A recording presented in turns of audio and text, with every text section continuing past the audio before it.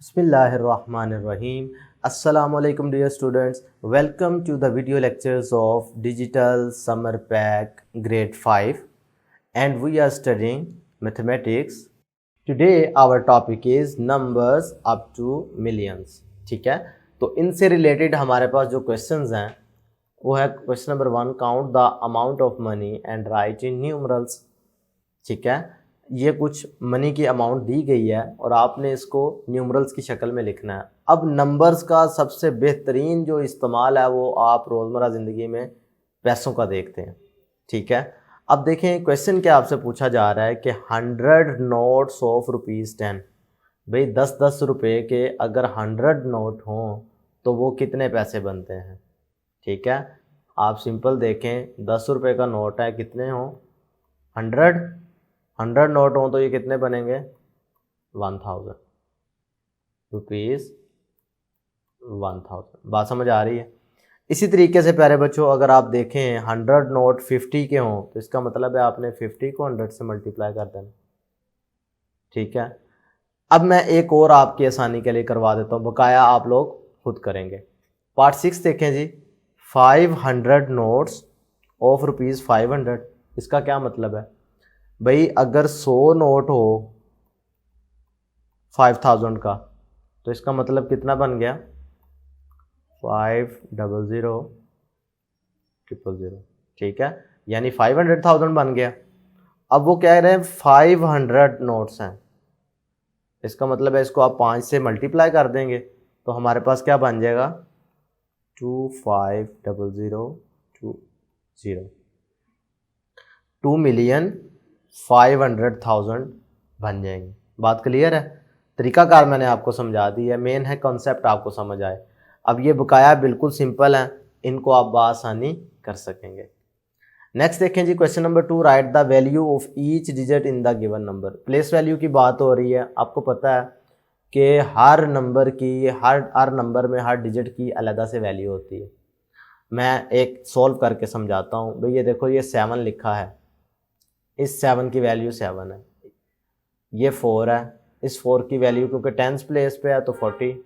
ये 500 प्लेस पे है तो इसका मतलब 500।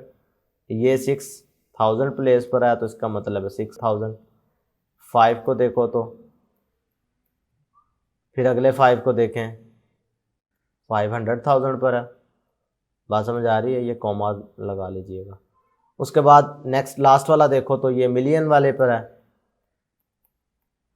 ये इसकी अलग-अलग से प्लेस वैल्यू है। और आप एक चीज़ देख रहे हैं कि पहले वाले में कोई भी ज़ीरो नहीं था, दूसरे वाले में 1 ज़ीरो, फिर 2 ज़ीरो, फिर 3 ज़ीरो, फिर 4 ज़ीरो, फिर 5 ज़ीरो, फिर लास्ट पे 6 ज़ीरो। ये हर डिजिट की अलग-अलग वैल्यू है। देखो भी ये वाला 5 और ये वाला 5 इक्वल तो नहीं हो सकते, इसकी वैल्यू अपनी है, इसकी वैल्यू अपनी है। क्लियर है। इसी तरीके से अब आपने इसी कॉन्सेप्ट को यूज़ करते हुए पार्ट 2 और पार्ट 3 को भी सॉल्व करना है। क्वेश्चन नंबर 3 देखिए, given are some electronic devices, read the price tag and write the value in expanded form. तो पहले आपको पता होना चाहिए कि एक्सपेंडेड फॉर्म होती क्या है। Also right in numerals and in words. यानी इधर आपने 3 काम करने हैं। एक तो पहले एक्सपेंडेड फॉर्म बनानी है, दूसरी न्यूमरल्स में लिखनी है, तीसरी वर्ड्स में। अब न्यूमरल्स में ऑलरेडी आपको वैसे दिया भी गया है, ये देख रहे हो, ये वैल्यू गिवन भी है, ये ऑलरेडी न्यूमरल्स में है। ठीक है, तो इसको इधर से देखकर आप वैल्यू लिख सकते हैं बआसानी। अब एक्सपेंडेड फॉर्म की अगर मैं बात करूं तो देखो जी, ये क्या है 165। एक समझा देता हूं, बाकी आप बआसानी कर लेंगे। ये क्या है 1s प्लेस, ये क्या है 10s, ये क्या है 100, 1000, 10,000, 100,000, ऐसे ही है। अब इसको आप क्या लिखेंगे 100,000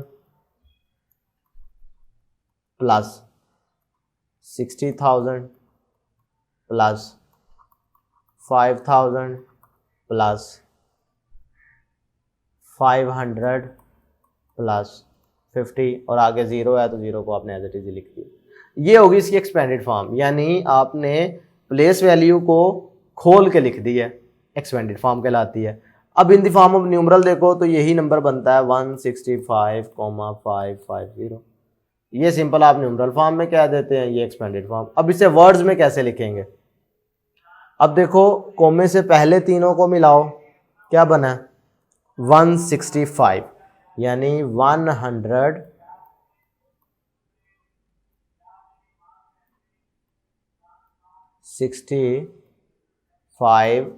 क्योंकि ये 1000 वाली प्लेसेस हैं भाई। देखो ये 5000 है, ये 65 हो गया, ये 165,000, 165,000। आगे क्या है, अगले तीनों को इकट्ठा पढ़ें, 550।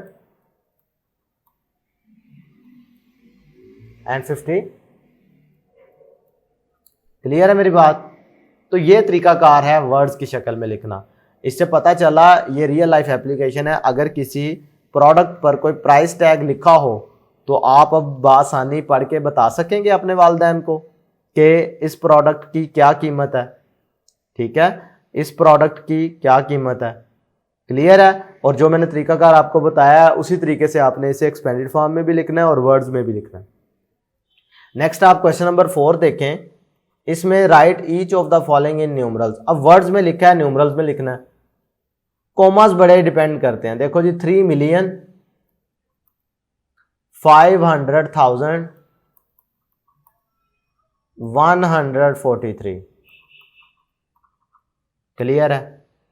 अब ये पार्ट 2 और पार्ट 3 आपके लिए बहुत आसान है, आप आसानी कर सकेंगे। तो मैं उम्मीद करता हूं कि आज के वीडियो लेक्चर में आपको तमाम कॉन्सेप्ट समझ आए होंगे। जो क्वेश्चंस मैंने आपको एज एग्जांपल्स करवाए हैं उनकी हेल्प लेते हुए बकाया क्वेश्चन जो रह गए हैं उनको आपने लाजमी तौर पे सॉल्व करना है। ये आपकी प्रैक्टिस के लिए है। आपने इनको मुकम्मल तौर पे वही कॉन्सेप्ट अप्लाई करना है जो मैंने आपको समझाए हैं, और मैं उम्मीद करता हूँ आपको समझ आ गई होगी। आज तक के लिए इतना ही। नेक्स्ट वीडियो लेक्चर में फिर मुलाकात होगी। अल्लाह हाफिज़।